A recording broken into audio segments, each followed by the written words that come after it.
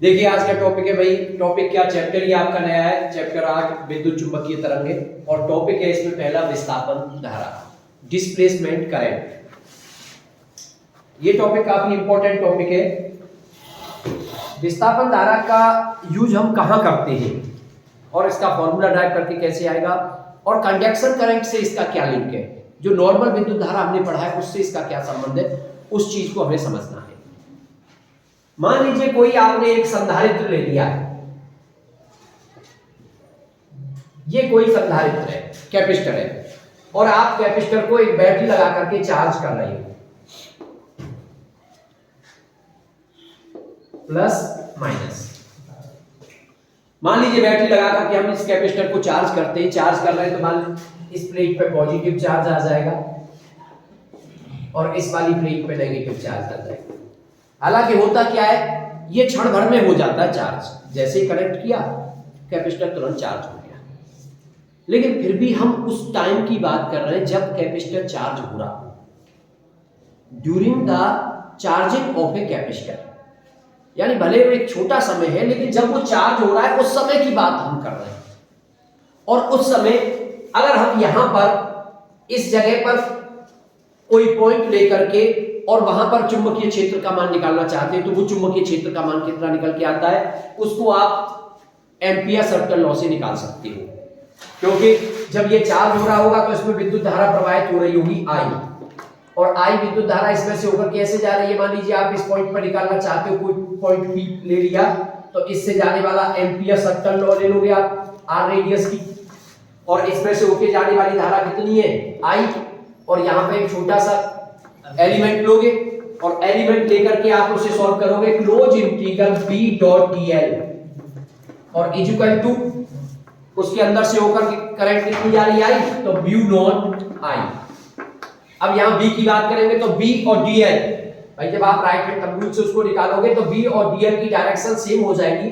ऊपर ना निकाल के नीचे निकाल के देख लो, चलो मान लो यहाँ ले लिया तो डायरेक्शन b की डायरेक्शन भी इधर आएगी और dl की डायरेक्शन भी इधर आएगी, तो दोनों के बीच का एंगल जो होगा वो 0 डिग्री हो जाएगा, theta is equal to 0 degree. तो अब इसे सॉल्व करोगे तो close integral b dl cos 0 is equal to mu naught i, b बाहर आ जाएगा, close integral dl is equal to mu naught i, और b into close integral dl बार बार आता है, ये तो आप लोगों ने पहले पढ़ लिया, इसकी वैल्यू क्या हो जाएगी 2 पाई r, तो 2 पाई r is equal to mu naught i, और b की वैल्यू निकालोगे तो b की वैल्यू हो गई mu naught i upon 2 pi r। तो वास्तव में ये कोई नया फॉर्मूला नहीं है, ये वही फॉर्मूला है जो अनंत लंबाई के तार की वजह से उसके आसपास चुंबकीय क्षेत्र का फॉर्मूला ड्राइव होकर के आता है, और ये आप पहले भी निकाल चुके, ये यहां दिया गया।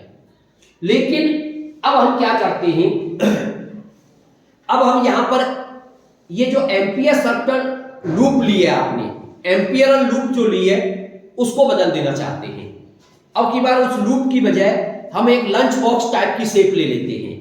तो अब हमने क्या किया, अब की बार में एक इस तरह का लंच बॉक्स टाइप की शेप ले ली, ये टिफिन होता है, इस तरह की शेप ले ली आपने, समझ गए ना, और ऐसी शेप ली है कि एक प्लेट इस कैपेसिटर की उसके अंदर आ जाए।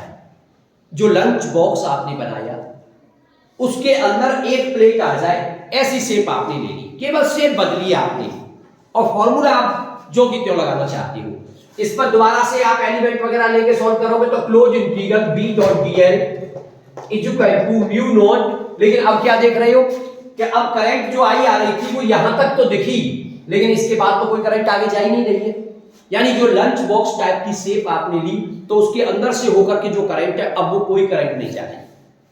जब कोई करंट नहीं जा रही तो आप आई की जगह पे अब की बार क्या लगाओगे, 0।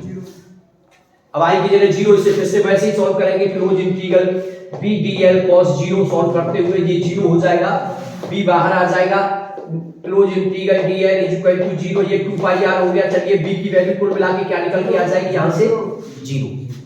तो कहीं ना कहीं कोई कॉन्सेप्ट मिस हो रहा है हमसे, भाई कंट्राडिक्शन आ रहा है।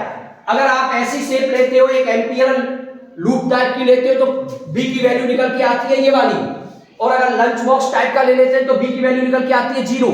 इसका मतलब कुछ ना कुछ मिस है, और वो मिस क्या है उस कंट्राडिक्शन को, जो विरोधाभास यहां दिख रहा है, उस विरोधाभास को खत्म करने के लिए ही हमें मानना पड़ेगा कि भाई कैपेसिटर की प्लेटों के बीच में कोई ना कोई विद्युत धारा प्रवाहित हो रही है।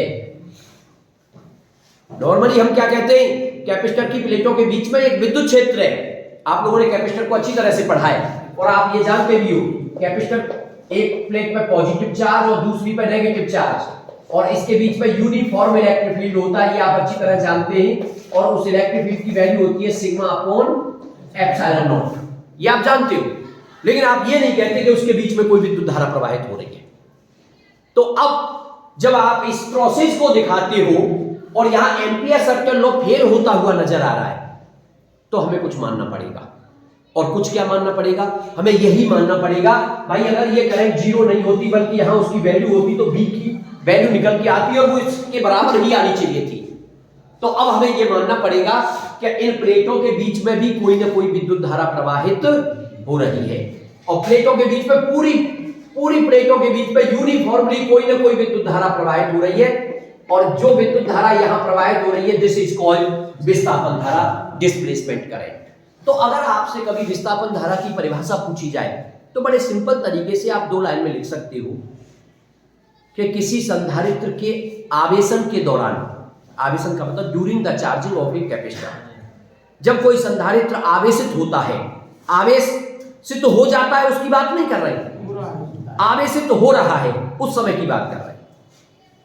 क्योंकि आवेशित अगर हो जाता है, ये तो आप भी जानते हो, जैसे ये पूरी तरह से कैपेसिटर चार्ज हो जाता है तो फिर परिपथ में अगर प्रत्यावर्ती धारा जोड़ रहे हैं तो धारा का मान क्या हो जाता है, उसमें डीसी करंट जोड़ रहे हैं तो डीसी करंट का मान क्या हो जाता है, 0। आपने पढ़ा है उस कॉन्सेप्ट को, मैंने उस कॉन्सेप्ट को आपको बताया था। XC की वैल्यू अगर निकाले, XC होता है 1/ωc और 1/2πfc। अगर डीसी करंट के लिए बात करूं तो F की वैल्यू 0 और XC की वैल्यू निकल के आती है इनफाइनाइट, और XC का मतलब होता है अपोज ऑफ करंट। तो डीसी करंट के लिए, बैटरी के लिए ये अपोज ऑफ करंट इनफाइनाइट है। इसका मतलब जिधर कैपेसिटर लगा होगा उधर कोई करंट प्रवाहित नहीं होती है। इसका मतलब यहां तुम करंट नहीं दिखाओगे, करंट 0 हो जाएगी। लेकिन कब?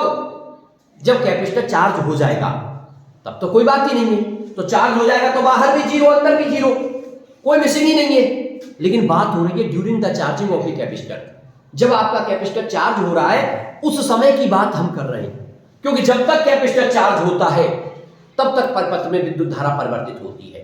इसका मतलब उस समय अगर विद्युत धारा ये आई है तो इन प्लेटों के बीच में भी एक विद्युत धारा होनी चाहिए, और वो जो विद्युत धारा होती है उसी को कहते हो आप विस्थापन धारा, डिस्प्लेसमेंट करंट। बात समझ में आ गई कि नहीं? तो अगर सिंपल सी परिभाषा अगर आप देना चाहोगे कि भाई विस्थापन धारा की परिभाषा क्या है, तो सिंपल से आप 2 लाइन में खत्म कर दोगे कि किसी संधारित्र के आवेशन के दौरान कैपेसिटर की प्लेटों के बीच में जो विद्युत धारा प्रवाहित होती है उसको विस्थापन धारा कहते हैं। क्लियर? अब बात आती है भाई फॉर्मूला ड्राइव करके लाओ उसका। और वास्तव में ऐसा हो क्यों रहा है ये भी समझने की बात है। वास्तव में हो रहा है कि प्लेटों के बीच में जो विद्युत क्षेत्र है ना, उस विद्युत क्षेत्र की वजह से एक तरह से क्या हो गया, वहां विद्युत फ्लक्स हो गया। उस विद्युत फ्लक्स में परिवर्तन की वजह से ये विद्युत धारा प्रवाहित हो रही है। तो अब उसी को हमें निकालना पड़ेगा। तो अब विस्थापन धारा के लिए फॉर्मूला ड्राइव करके लाना चाहते हैं हम। तो इसके लिए अब आप विस्थापन धारा के लिए फॉर्मूला ड्राइव करोगे तो आप विद्युत क्षेत्र से शुरुआत करोगे तो E इक्वल टू होता है सिग्मा अपॉन एप्सिलॉन नॉट। ये कैपेसिटर के लिए फॉर्मूला होता है, जहां सिग्मा की जो वैल्यू होती है, सिग्मा की वैल्यू होती है Q upon A। Sigma charge density है, आवेश घनत्व है, तो charge upon area Q upon A। तो E इक्वल टू सिग्मा की जगह Q अपॉन A लगा दोगे तो Q upon epsilon naught A। तो ये तो विद्युत क्षेत्र E निकल के आ गया। अब मान लो हमें फ्लक्स निकालना है, तो फ्लक्स निकालोगे तो विद्युत फ्लक्स फाई इक्वल टू होता है भाई E डॉट A, या फिर आप कह सकते हो EA cos थीटा। और EA cos थीटा, अब देखिए प्लेट ये होती है ऐसे करके, और इलेक्ट्रिक फील्ड की डायरेक्शन भी इधर और एरिया की डायरेक्शन भी इधर। इसका मतलब थीटा की वैल्यू हो गई 0 डिग्री। अब थीटा जब आपका 0 डिग्री हो जाएगा तो फाई इक्वल टू निकल के आ गया EA cos 0, और cos 0 की वैल्यू 1, तो फाई की वैल्यू निकल के आ गई आपकी E इंटू A। इधर आपने E की वैल्यू निकाल ली है भाई, E की वैल्यू ये आई आपकी इक्वेशन फर्स्ट मान लेना आप इसको, E की वैल्यू यहां पुट कर लो। तो फाई इक्वल टू ई की जगह पे आपका आ गया Q upon epsilon naught A into A से A cancel, phi equal to Q upon epsilon naught. Differential कर दो, d phi over D t निकाल दो, तो D phi over D t differential करोगे तो D phi over D t, d phi e लिख देना चाहो तो ये इलेक्ट्रिक फ्लक्स है इसलिए फाई ई लिख देना इसको। तो अगर आप इसको इलेक्ट्रिक फ्लक्स को निकालोगे तो D phi E over D T equal to हो जाएगा डी ओवर डी टी और क्यू अपॉन एप्सिलॉन नॉट। भाई एप्सिलॉन नॉट तो कांस्टेंट है, बाहर आ जाएगा, तो ये हो गया D phi E over D T is equal to 1 upon epsilon naught D Q over D T. Epsilon naught को इधर ले आओ तो epsilon naught D phi E over D T is equal to d Q over, और d Q over D t को क्या कहते हैं? करंट, विद्युत धारा, और यही हो गई हमारी displacement current and denoted by I D. तो इसकी जगह आई डी लिख देंगे डिस्प्लेसमेंट करंट, और ये आ गया epsilon naught D phi E over D T. तो इस तरीके से विस्थापन धारा का फॉर्मूला अगर सही तरीके से लिखें तो I D is equal to हो गया epsilon naught D phi E over D T. तो एक आपका विस्थापन धारा का ये फॉर्मूला निकल के आ गया। देखिए थोड़ा ध्यान दीजिए कहां से शुरुआत की है आपने, उसके कैपेसिटर की प्लेटों के अंदर जो विद्युत क्षेत्र का फॉर्मूला वहां से शुरुआत की, Q की वैल्यू लगाई, सिग्मा की वैल्यू लगाई Q अपॉन A, और आप सॉल्व करते आए, विद्युत फ्लक्स निकाला और आपने उसको डिफरेंशियल करते हुए सॉल्व कर दिया। तो वास्तव में ये जो डिस्प्लेसमेंट करंट पैदा हो रही है वो जो विद्युत फ्लक्स है आपका उसके परिवर्तन की वजह से हो रही है, कि उसकी प्लेटों के बीच में विद्युत फ्लक्स का मान क्या हो रहा है? परिवर्तित हो रहा है, बदल रहा है, उसकी वजह से ये विस्थापन धारा इसमें उत्पन्न हो रही है। अभी इसकी कभी-कभी अब न्यूमेरिकल ऐसा आएगा जिसमें विद्युत फ्लक्स से लिंक करना होगा, लेकिन कभी-कभी विद्युत क्षेत्र की बात भी कर सकता है। तो विद्युत क्षेत्र की बात करें तो और इसको थोड़ा चेंज करके लिख सकते हो आप, भाई फाई ई इक्वल टू क्या है? ई ए, cos 0 है तो ई ए, आप चाहे तो फॉर्मूले को आई डी के को ऐसे भी लिख सकते हो, I D equal to epsilon naught D over D T, और ये आ जाएगा ई ए। अब ए तो एरिया कांस्टेंट होता है, एरिया बाहर आ जाएगा, तो ये हो जाएगा epsilon naught A D E over D T.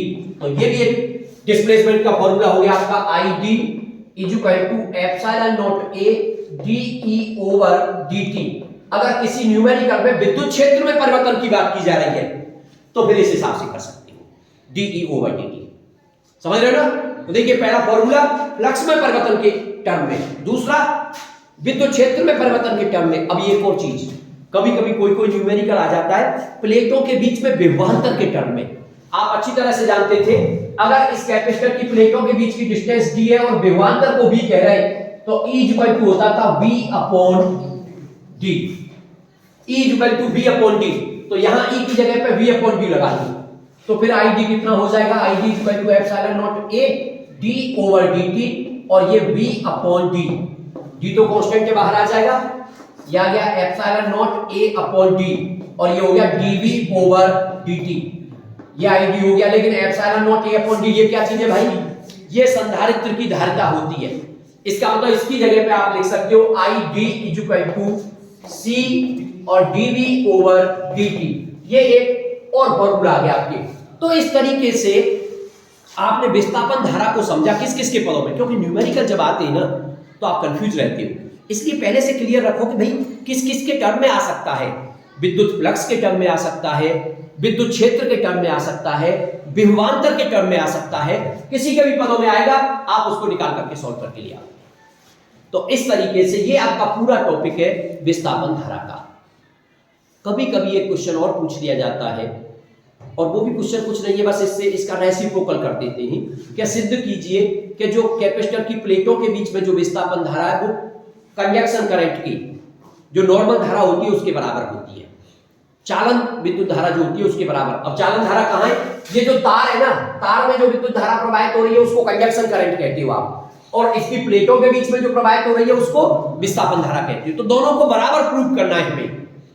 भाई आप अगर चाहो तो इसको किरचॉफ लॉ से भी प्रूव कर सकते हो। एक बात बताइए, अगर किरचॉफ लॉ के अनुसार जितनी धारा यहाँ पे आएगी उससे आगे भी तो उतनी जानी चाहिए, जंक्शन बन गई ना।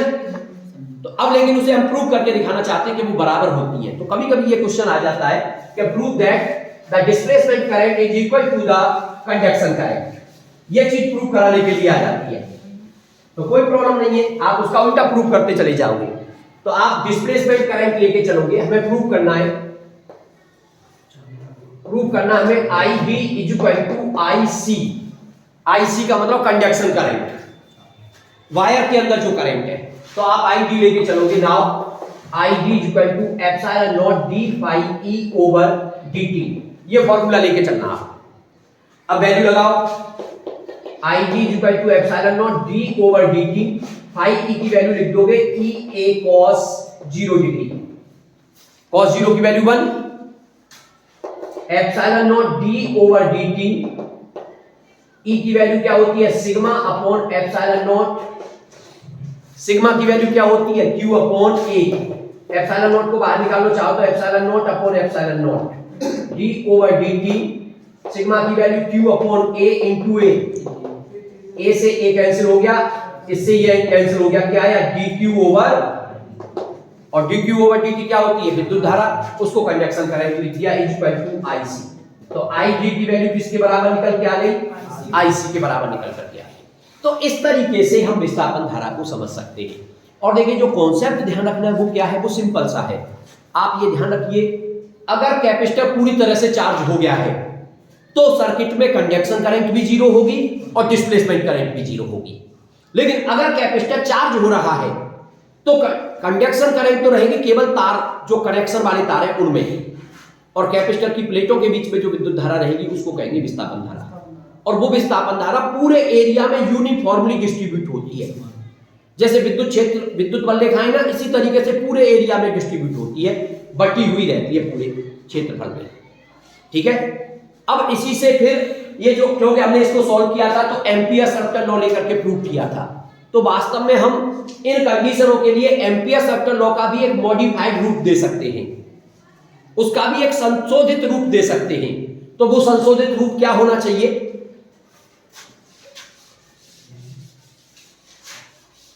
Modified ampere circle law, ampere का परिपथीय नियम, और वो भी कौन सा, संशोधित वाला। तो वैसे क्या होता था, close integral B dot dl is equal to mu naught I, लेकिन अब I नहीं होगा, बल्कि I की जगह क्या होगा, I प्लस IT। अब आप उसमें डिस्प्लेसमेंट करंट और ऐड कर दोगे, ये आपका लॉ होगा। आप चाहें तो और इसको थोड़ा सा लिख दीजिए, क्लोज इंटीग्रल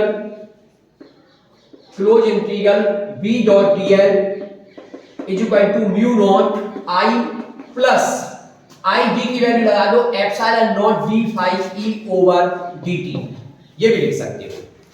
तो ये है संशोधित एम्पियर का परिपथीय नियम, ये बात।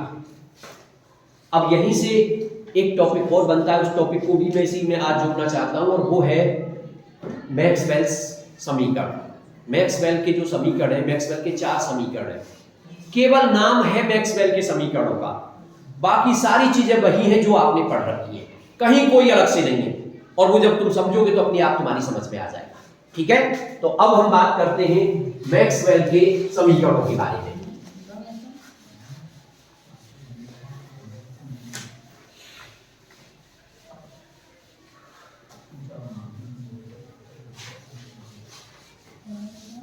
मैक्सवेल के समीकरण,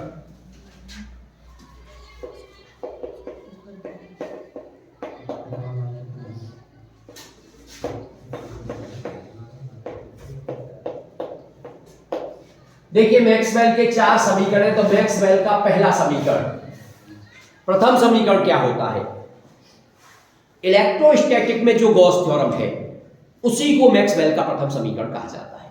अब गॉस थ्योरम क्या होती है, गॉस थ्योरम वैसे होती है phi E is equal to Q upon epsilon naught, ये गॉस थ्योरम है। लेकिन इसका इंटीग्रल फॉर्म और होता है, या उसको डिफरेंशियल फॉर्म बोल दीजिए। इंटीग्रल फॉर्म क्या होती है, ये जो विद्युत फ्लक्स हम निकालते हैं, इसे विद्युत फ्लक्स की जो परिभाषा होती है उसके हिसाब से क्या लिखा जाता है, तो उसके हिसाब से इसको लिखते हैं close integral E dot dA, या ds भी कह सकते हो, अगर एरिया को s मानना है तो ds कह सकते हो। Close integral E dot ds is equal to Q upon epsilon naught, क्योंकि ये विद्युत फ्लक्स की परिभाषा से है, ये गॉस थ्योरम से है। तो अगर हम यही लिखते हैं close integral E dot ds is equal to Q upon epsilon naught, तो ये मैक्सवेल का प्रथम समीकरण है। अब आपको अलग से रखने की जरूरत नहीं है, केवल आपको ये ध्यान रखना है कि जो गॉस थ्योरम होती है, गॉस थ्योरम का जो समाकलन रूप है वही मैक्सवेल का प्रथम समीकरण है। अब बात आती है भाई मैक्सवेल के द्वितीय समीकरण की, तो यही लो, लेकिन अब की बार इलेक्ट्रोस्टैटिक में नहीं, अब की बार मैग्नेटिज्म में लगा दो इसको। अब मैग्नेटिज्म में लगाओगे तो मैग्नेटिज्म में क्या कहोगे, मैग्नेटिज्म में कहोगे close integral B dot ds। इसको क्या बोलते हो आप, इसको कहते हो आप विद्युत फ्लक्स। क्लोज इंटीग्रल किसी बंद पृष्ठ से होकर के जाने वाला विद्युत फ्लक्स, और इसको क्या कहेंगे B डॉट ds चुंबकीय फ्लक्स। किसी क्लोज का मतलब किसी बंद पृष्ठ से होकर के जाने वाला चुंबकीय फ्लक्स, लेकिन किसी भी बंद पृष्ठ से होकर जाने वाला चुंबकीय फ्लक्स वो हमेशा होता है जीरो। क्यों होता है जीरो, इस बात को भी समझने की कोशिश करिए। अभी जैसे मैं आपसे एक क्वेश्चन करूं कि ये कोई बंद पृष्ठ है, ये एक कमरे टाइप का है, बंद है चारों तरफ से, और इसके अंदर अगर एक चार्ज रख दिया आपने Q, और मैं कहूं कि इससे जाने वाला विद्युत फ्लक्स बताओ, तो आप गॉस थ्योरम से कह दोगे विद्युत flux I is equal to Q upon epsilon naught, ये कह दोगे आप। अगर मैं ये कहूं कि इसके अंदर एक डायपोल रख दिया है, इसके अंदर क्या रख दिया है, एक डायपोल, तो डायपोल का मतलब होता है उतना ही तो माइनस का चार्ज और उतना ही प्लस का चार्ज। और अब मैं कहूं कि अब बताओ इससे जाने वाला फ्लक्स, तो आप कहोगे भाई E is equal to zero, क्योंकि अब इसके अंदर टोटल चार्ज हो गया है जीरो। वास्तव में अब आप चुंबकीय फ्लक्स की बात करना चाहते हो, और चुंबकीय फ्लक्स में जब आपने चुंबक का कॉन्सेप्ट पढ़ा तो आपने उसमें ये चीज क्लियर कर ली थी कि चुंबक के दोनों ध्रुव अलग अलग नहीं किए जा सकते कभी भी। इसका मतलब जहां चुंबक का नॉर्थ पोल होगा वहां चुंबक का साउथ पोल भी होगा। अगर आप किसी बंद पृष्ठ को जब लोगे तो जितनी चुंबकीय बल रेखाएं बंद पृष्ठ में एंटर करेंगी उतनी बाहर निकलेंगी। यानी आप अगर ऐसे कहोगे कि भाई एक ये कोई एरिया है और इसके अंदर एक मैग्नेट रख दिया आपने नॉर्थ और साउथ, तो जितनी बल रेखाएं नॉर्थ से बाहर निकलेंगी उतनी साउथ से एंटर करेंगी। तो जितना फ्लक्स बाहर गया उतना ही फ्लक्स एंटर किया। बाहर जाने वाला पॉजिटिव होता है, अंदर आने वाला फ्लक्स नेगेटिव होता है, तो टोटल फ्लक्स क्या हो जाएगा, भाई B is equal to zero. आप कहेंगे नहीं सर एक काम करो नॉर्थ अलग कर दो साउथ, वो पॉसिबल नहीं है, नॉर्थ और साउथ अलग अलग हो नहीं सकते, इसलिए हमेशा close integral B dot ds की वैल्यू क्या रहेगी, जीरो रहेगी। और ये एक तरह से इसे गॉस थ्योरम भी कहा जाता है, लेकिन कहां पर, मैग्नेटिज्म में। और वैसे ये हो गया मैक्सवेल का दूसरा समीकरण। तो दो समीकरण क्लियर भाई मैक्सवेल के। तीसरा पॉइंट, मैक्सवेल का तीसरा समीकरण कोई नया समीकरण नहीं है, जो फैराडे लॉ होता है ना उसी को थोड़ा सा इंटीग्रल फॉर्म में लिखते वही मैक्सवेल थर्ड इक्वेशन हो जाता है। अब फैराडे लॉ क्या है आपका, फैराडे लॉ होता है E इक्वल टू माइनस के n d phi over dt, E equal to minus के n d phi over dt, इसको कहते हो फैराडे, या डेल्टा फाई ओवर डेल्टा की कहते हो, इसको फैराडे का नियम कहते हो। लेकिन ये जो E है, E होता है प्रेरित विद्युत वाहक बल, और या फिर विभवांतर भी कह सकते हो आप इसको, क्या बोल सकते हो इसको, विभवांतर। और विभवांतर को इंटीग्रल के फॉर्मेट में लिखना मैंने पहले चैप्टर में सिखाया था आपको। भाई विभवांतर की जो परिभाषा होती है, वैसे तो आप V इक्वल टू लिखते हो W अपॉन Q या Q नॉट, और लेकिन W जब निकालते थे हम इंटीग्रल फॉर्मेट में तो वहां से V को वहां से निकाल सकते हो या अलग से निकाल लो, उससे कोई फर्क नहीं पड़ता है। तो वास्तव में ये विभवांतर का फॉर्मूला आता था निकल के, वो आ जाता था integral E dot dl, V equal to integral E dot dl, line integral के टर्म में इसको कहते थे। तो ये विभवांतर को तो इसे इस E की जगह पे आप लिख सकते हो, तो आप इसको दिखा सकते हो line integral E dot dl, यानी विद्युत क्षेत्र का रेखीय समाकलन इज इक्वल टू आपका हो गया माइनस के n d phi over dt। ये आपका हो गया सा मैक्सवेल का तीसरा इक्वेशन, यानी फैराडे लॉ को मैक्सवेल का तीसरा इक्वेशन कह रहे हैं। अब चौथा इक्वेशन क्या हो गया, चौथा एम्पीयर सर्कल लॉ हो गया। अगर आप क्लोज उसके लिए कर रहे हो तो क्लोज सरफेस के लिए कर देना, और अगर उसमें बात कर रहे हो तो close integral B dot d L is equal to mu naught I, लेकिन अब आई नहीं लिखोगे बल्कि मॉडिफाइड लिखोगे आई प्लस आई टी। इस तरीके से ये चौथा समीकरण होता है मैक्सवेल का फोर्थ इक्वेशन। अब देखिए याद रखने के लिए कितना आसान है।